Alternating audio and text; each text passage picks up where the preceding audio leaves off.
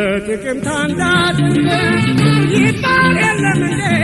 ብርዱን አልችለውም ብርዱን አልችለውም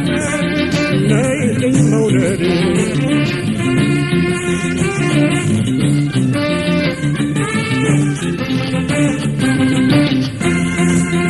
በጥቅምት አንዳድነት ይባል የለም እንዴ ብርዱን አልችለውም ብርዱን አልችለውም ነይልኝ መውደድ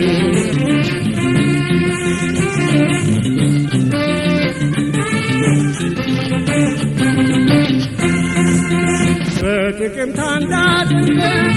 ይባል የለም እንዴ ብርዱን አልችለውም